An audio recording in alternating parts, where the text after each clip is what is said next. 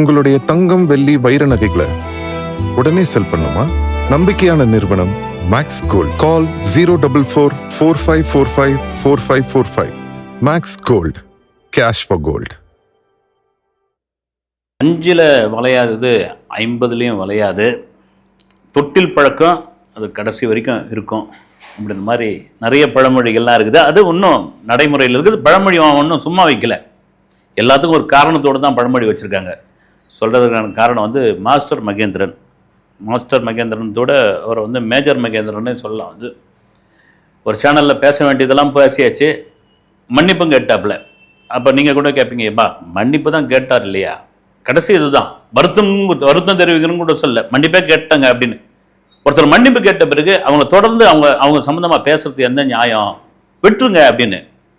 நீங்கள் என்ன வேணாலும் பேசுவீங்க, என்ன வேணாலும் சொல்லுவீங்க, ஒட்டுமொத்தமாக தமிழ்நாட்டு மக்களை ஒரு விமர்சனம் பண்ணுவீங்க. தப்புன்னு அடுத்த நாளே வந்து அது என்னன்னா, அது மீடியாவிலும் சோசியல் மீடியாவிலும் பத்திரிகைகளிலும் யூடியூப் சேனல்களிலும் பெரும் பேசும் பொருளாக, விவாத பொருளாக, எதிர்வினையாக மாறும் பொழுது நீங்கள் அசால்ட்டாக ஒரு வீடியோ போட்டு அது ஒரு விளக்கம் சொல்லி மன்னிப்பு கேட்டுறீங்க. அது கடந்து போயிடுவாங்களா அப்படின்ற ஒரு கேள்வி இருக்குது. அதெல்லாம் மீறி இவர்களுடைய குணம்னு ஒன்று இருக்குல்ல, அந்த குணம் சில சமயத்தில் மாறவே மாறாதுங்க. வந்து இப்போதைக்கு தப்பிக்கிறதுக்கு ஒரே வழி என்ன அப்படின்னா, வருத்தம் தெரிவிக்கிறேன், மன்னிப்பு கேட்குறேன் அப்படின்னு. அதுலேயே கூட பார்த்தீங்கன்னா ஒரு விளக்கம், சரிங்க நான் பேசுறது தப்பு தாங்க, விட்டுங்க, என்ன மன்னிச்சிடுங்க அப்படின்னு வரல. நான் சொன்னதுக்கெல்லாம் விளக்கண்ணா தெரியுமான்னு ஒரு விளக்கம் வந்து அந்த விளக்கத்துக்கு ஒரு விளக்கமும் கிடையாது. உங்களால் 6 மாதம் கரண்ட் இல்லாமல் இருக்க முடியாதா? இதுக்கு முன்னாடி என்ன கரண்டோட இருந்தீங்க? அப்பெல்லாம் யாரும் கேள்வி கேட்கலையா? இப்போ இன்னும் 6 மாதம் இருக்க முடியாது, இப்போ இன்னும் கேள்வி கேட்க மாட்டீங்க அப்படின்னு தமிழக மக்களை பார்த்து கேட்ட கேள்வி இது. யாரும் மாஸ்டர் மகேந்திரன் அந்த சேனலில் பார்த்தீங்கன்னா அந்த பாடி லாங்குவேஜ், அப்புறம் அந்த பேசுகிற தோரணை, இதெல்லாம் பார்த்து நீங்கள் நல்லா பாருங்கள். வந்து உடல் மொழி அப்படின்வாங்க. எப்பயுமே ஒரு மனிதனுக்கு இந்த உடல் மொழி இருக்குல்ல, அது ரொம்ப ரொம்ப முக்கியமான ஒரு விஷயங்க. நீங்கள் உடல் மொழியை வச்சு தான் அவன் எப்படியாப்பட்ட நபர்னு கண்டுபிடிப்பாங்க. அதுக்காக சில பேர் நடிப்பாங்க, அதுவும் காட்டி கொடுத்துருவாங்க. ஒரு நடிகர் இருக்கார், அவர் எல்லா மேடையிலும் ரொம்ப பவ்யமாக இருப்பார். வந்து நல்ல பட்டக்கட்டெல்லாம் அடிச்சுட்டு இருப்பார், பவ்யமாக இருப்பார், வாயை கோணையாக வச்சுன்னு பேசுவார். ஆனால் அது ஈஸியாக தெரிஞ்சு போயிடும், எப்பா இவர் நடிக்கிறாரா சாமி அப்படின்னு. சினிமாவில் நிறைய பேர் நடிப்பாங்க. வந்து அதை தாண்டி நீங்கள் ஒரு பிரச்சனைக்குரிய ஒரு விஷயத்தை பேசுகிறீங்க, ஒரு மக்களுடைய பிரச்சனையை பேசுகிறீங்க. கரண்ட் இல்லை சாமி, சென்னையில் தமிழகங்க கரண்ட் இல்லை, வெயில் போடுன்னு போட்டுக்கிட்டு இருக்கு. இன்னும் சென்னையில் வெயிலே குறையிலைங்க. வந்து வெளுன்னு வெளுத்துட்டு இருக்கு. நல்ல தூக்கத்தில் ஒரு 2 மணி வாக்கில் கரண்ட்டை கட் பண்ணி விட்டா என்ன ஆகும்? எல்லாரும் சும்மா புறா கொண்டு மாதிரியான வீட்டில் தான் பெரும்பான்மையானவர்கள் இருக்காங்க. வந்து தீப்பெட்டி அடுக்கின மாதிரியான கட்டடங்கள் தான் சென்னை மக்கள் வாழ்ந்துக்கிட்டு இருக்காங்க. இதில் வந்து கரண்ட் போயிடுச்சுன்னா, நான் திரும்ப சொன்ன நோயாளிகள், கர்ப்பிணிகள், வயதானவர்கள், முதியவர்கள், குழந்தைங்க, முக்கியமான ஒரு விஷயம், குழந்தைங்கள்லாம் என்ன ஆகும் பாருங்க. இந்த கரண்ட்டு பிரச்சனை, கரண்ட் இல்லாததுனால ஒரு மருத்துவமனையில் ஆக்சிஜன் சிலிண்டர் ஒர்க் பண்ணாமல் உயிரிழப்பு நடந்த சம்பவங்கள்லாம் மாஸ்டர் மகேந்திரனுக்கு தெரியுமா இல்லையான்னு தெரியல. பேசின பேச்சு அப்படியேப்பட்ட ஒரு பேச்சு. வந்து இது ஏன் சொல்கிறேன்னா, இந்த மன்னிப்பு கேட்குற விஷயத்தில் கூட பார்த்தீங்கன்னா ஒரு பாடி லாங்குவேஜில் ஒரு விஷயம் தெரியும் அவர்கிட்ட. அது காரணம் என்னென்னா, இந்த சின்ன வயசுலேருந்து வர ஒரு பழக்கம் தாங்க. வந்து சின்ன வயசுலேருந்து வர பழக்கம் தான் அது. அது ஒரு கட்டத்துக்கு அப்புறம் மாற்றிக்கலன்னா அது தொடர்ந்துக்கிட்டே இருக்கும். அதுக்கு ஒரு உதாரணம் சொன்னால், இவரை மாதிரியே மாஸ்டர் மகேந்திரன் மாதிரியே 80களில் கோலோச்சிக்கிட்டு இருந்தது இவரை விட பெரிய, இவரெலாம் என்ன குழந்தை நட்சத்திரம், இவரை விட அடித்து தூள் கலப்பினார் வந்து காஜா ஷரீப். 80s காலகட்டங்களில் அவர் நடிக்காத ஹீரோக்களே கிடையாது. ரஜினி, கமல், பாக்யராஜ், பாரதி ராஜா டைரக்ஷன், பிஸியான ஒரு குழந்தை நட்சத்திரம். அந்த 7 நாட்கள் இப்போ கூட பார்த்தீங்கன்னா தெரியும், பாக்யராஜுக்கு இணையான ஒரு கேரக்டர் பண்ணியிருப்பார். வந்து பாலக்காட்டு மாதவன்னு இவர் நடிச்சிருப்பார். கூடவே ஹார்மோனிப்பட்டி தூக்கின்னு கூடவே ஒரு அந்த ஆஜா ஷரீப் பீக்கில் இருந்த சமயம் அவர் வந்து அதுக்கப்புறம் அவர் ஒரு கட்டத்துக்கு அப்புறம் பட வாய்ப்புகள்லாம் இல்லை. அங்கே இது வடபழனி கங்கையம்மன் கோயில் தெரு தான் வீடுன்னு நினைக்கிறேன். அவர் இருக்கும்போது திடீர்னு ஒரு பிபி நம்பர் கொடுத்துருப்பாங்களே, லேண்ட்லைன்லேருந்து ஒரு ஃபோன் வருது. இது மாதிரி சிஎம் வந்து உங்களை பார்க்க சொல்கிறாங்க, வர சொல்லியிருக்காங்கன்னு. அப்போ முதல்வர் வந்து செல்வி ஜெயலலிதா அவர்கள் அவங்க அப்பாவுக்கு இதுவாக போய் கிளம்புடா, சிஎம் கூப்பிட்றாங்க, அம்மா கூப்பிட்றாங்க, போ அப்படின்னு அடித்து பிடிச்சின்னு போயஸ் கார்டனுக்கு போய் தகவலை சொல்லிட்டு வெயிட் பண்ணிகிட்டு இருக்காரு. அந்த அம்மா வந்துட்டாங்க. வந்தவுடனே உட்காருங்க ஆஜா ஷரீப் அப்படின்றாங்க. உட்காரலையா? உட்காருங்க அப்படின்னா உட்காரவே மாட்டோமா, நான் உட்காரவே மாட்டேன். இது ஒரு என்ன சொல்கிறது, நடிப்பு இதுவை தாண்டி கடைசியில் உட்காடுறீங்களா இல்லையான்னு கீழே தரையில் உட்காந்துட்டாப்லையா. சிரிச்சுட்டாங்களாம் அவங்க வந்து. நான் இப்படி உட்காந்துட்டு இருக்கேம்மா, நீங்கள் எவ்வளோ ஒரு உயரத்தில் இருக்கீங்க, இப்படியே உட்காந்துடுறேன் நான் அப்படின்னு சிரிச்சுட்டு அப்படி சரி விட்டுட்டாங்க வந்து. நான் இப்படி விடுங்கம்மா அப்படின்ட்டு. இது என்னன்னா அவர் சொல்கிறார் வந்து, இது வந்து பணிவுன்றார் வந்து. நான் வந்து அவங்க முன்னாடி நடித்தோ அல்லது அவங்க கிட்ட நல்ல பேர் வாங்கியோ அப்படிலாம் ஒன்றும் கிடையாது. எவ்வளோ பெரிய ஆளுமை அந்த அம்மா வந்து. அவங்க என்ன கூப்பிடு, நான் ஒரு காலத்தில் குழந்தை நட்சத்திரம் வந்து, இப்போ நான் ஒரு ஜூனியர் ஆர்டிஸ்ட் கூட கிடையாது. என்ன கூப்பிடுறாங்க அப்படின்னா எவ்வளோ பெரிய விஷயம் அது வந்து. அவங்க முன்னாடி போய் உட்காரலாமா, அது எவ்வளோ பெரிய கம்பல் பண்ணதுனால நான் தரையில் உட்காந்துட்டேன் அப்படின்னு. என்னன்னா அப்பொழுதைய தேர்தலுக்கு பிரச்சாரம் பண்ணுங்க போய் அப்படின்னு நம்ம ஜெயலலிதா அம்மா இவர்கிட்ட ஆஜா ஷரீப் கிட்ட சொன்னது. அதுக்கு அவங்க சொல்லியிருக்காங்க, எதிர்கட்சியை வந்து விமர்சனம் பண்ணக்கூடாது, நம்ம கட்சியோட சாதனைகளை பேசணும், நம்ம கட்சி வேட்பாளரை எப்படியாவது நீங்கள் ஜெயிக்க வைக்கணும், அதுக்காக அங்கே போய் பிரச்சாரம் பண்ணுங்க, கலை நிகழ்ச்சி நடத்துங்கன்னு சொல்லி ஒரு வேனு கையில் ஒரு காசு ஒரு லெட்டர் ஒன்று எழுதுறாங்களாம். எந்தெந்த ஊருக்கு போனல அந்த ஊருங்களில் மாவட்ட செயலாளர் அமைச்சர்களுக்கு இவர் மாதிரி கலைத்துறையை சேர்ந்த தம்பி காஜா ஷரீப் வராரு, அவருடைய கலைக்குழுவோடு வராரு, அவருக்கு வேண்டிய வசதிகளை மனம் கோணாமல் செய்து கொடுங்கள் அப்படின்னு. அப்படி ஒரு ராஜ உபச்சாரமா வந்து. இது இந்த பணிவு எங்க கத்துக்கிட்டது அப்படின்ட்டு அவர் சொல்றாரு. தூங்காதே தம்பி தூங்காதேன்னு ஒரு கமல் நடிச்சிருப்பாரு, ஏவிஎம் ப்ரொடக்ஷன். அதில் வந்து குழந்தை நடிச்சிடும். அப்போ கமல் அப்படி உட்காந்து அப்பெல்லாம் கேரவன்லாம் கிடையாது, அப்படி உட்காந்துட்டு இருக்காரு. பயங்கர திமிர்தனமான ஆளாம் வந்து ஆஜா ஷரீப். போகிறவங்களுக்கு கிண்டல் பண்ணுறது, எதிர்த்து திமிரா பேசுறது, இளங்கன்னு பயம் அறியாது இல்லை. இப்போ சினிமாவில் இது மாதிரி இல்லைன்னா ஏமாற்றி போடுவாங்க.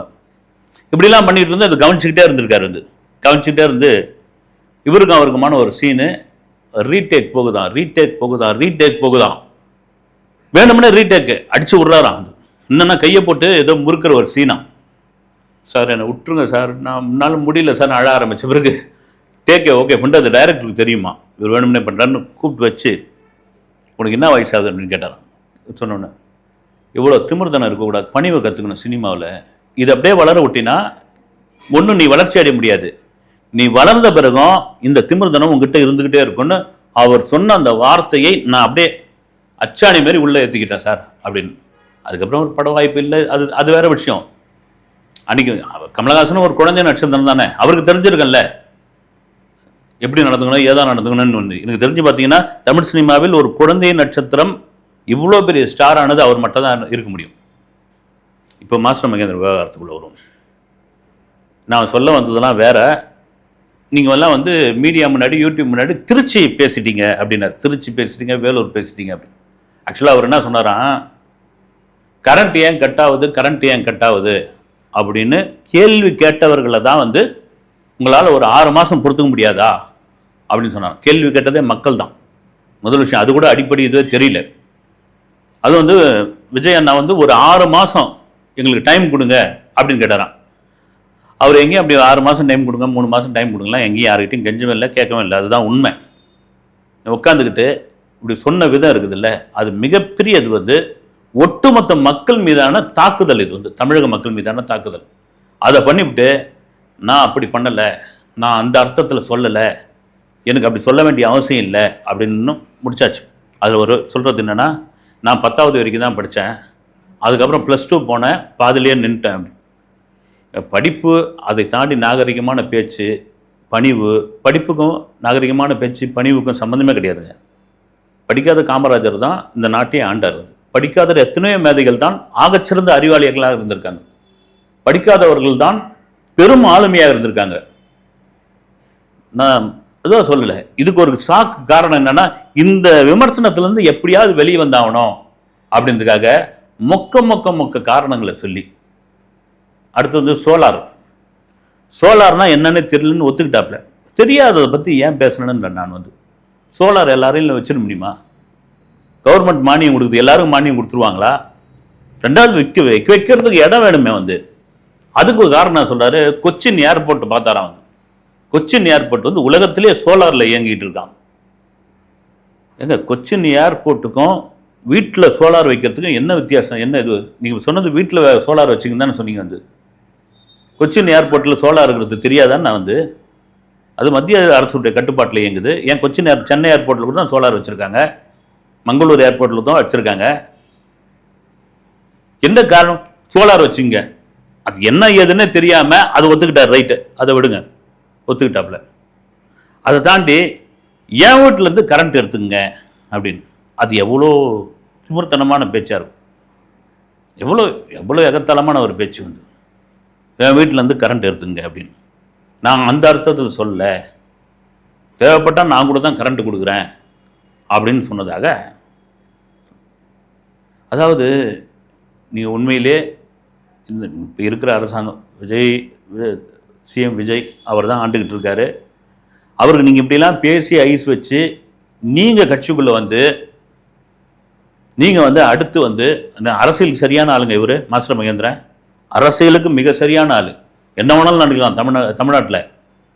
திடீர்னு ஒரு 10 வருஷத்தில் இவர் ஒரு தனி கட்சி ஆரம்பிச்சாலும் ஆரம்பிக்கலாம். நீங்கள் கவனிச்சுக்கிட்டே இருங்க. பார்த்தீங்கன்னா இல்லை, அடுத்து வரப்போகிற நாடாளுமன்ற எலெக்ஷனில் இவர் ஒரு கட்சியோட வந்து நின்னாலும் நில்லாம். அவ்வளோ பெரிய ஆகச்சிறந்த அரசியல்வாதியான உடல் மொழி, பேச்சு, அதை மடமாற்றி அதுக்கு ஒரு பதில் சொல்கிறது எல்லாமே தெளிவாக இருக்குது, மிக தெளிவாக இருக்குது வந்து.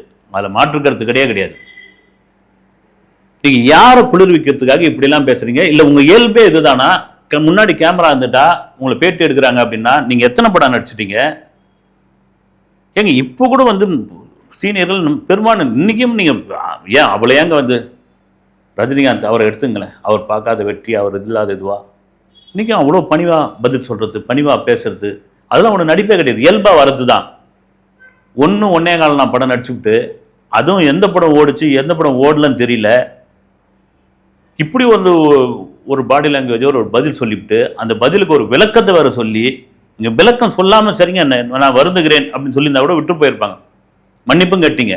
அதுக்கு ஒரு விளக்கம் வந்து அது ஒரு அபத்தமான விளக்கத்தை சொல்லி நீங்கள் என்ன தாவேக்காக்குள்ளே போகணும்னு ஆசைப்படுறீங்களா? எல்லாரும் தாவேக்காக்குள்ளே போகணும் அப்படின்னா தாவேக்கா என்ன வந்து என்ன திறந்த மடமா? அது இப்படிலாம் பேசிட்டு ஐஸ் வச்சுட்டு நீங்கள் போனால் வந்து உங்களுக்கு வந்து ஒன்றியம், வாரியம், அப்புறம் வந்து ஆணையம், இதெல்லாம் பதவி கொடுப்பாங்கன்னு எதிர்பார்த்துட்டு இருக்கீங்களா? இது இன்னொருத்தர் அது மாதிரி தான் பேசிவிட்டு வாங்கன்னு வாங்கிட்டு இருக்கார் வந்து. அது அடுத்த வீடியோக்குள்ள அப்புறமா போகலாம். அதுவும் இருக்குது. ஏன்னா இவராது இந்த தம்பியாவது ஒரு வயது முதிர்ச்சி இல்லை, சரிங்க அப்படின்ட்டு வருத்தம் தெரிவிக்கிறோம், மன்னிப்புன்னு கேட்டாச்சு. அவர் வந்து பெரியது. அவர் என்னன்றீங்க வந்து, அவர் தான் அன்னை தெரேசாவுக்கு அப்புறம் வந்து இங்கே வந்து காக்க ரட்சிக்க வந்த ஒரு கடவுள் அவர் வந்து.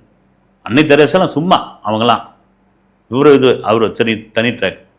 அதெல்லாம் மீறி தயவு செய்து மாஸ்டர் மகேந்திரன், நம்முடைய பலம் என்ன, நம்முடைய நிலைமை என்ன, நம்முடைய வெற்றி என்ன, நாம் சினிமாவில் என்னவாக இருக்கிறோம் அப்படின்னு நமக்கான ஒரு விஷயம் சுய பரிசோதனைன்னு ஒன்று இருக்குல்ல, அது என்னன்னு தெரிஞ்சுக்கிட்டு இந்த கேமரா முன்னாடி பேசுங்க.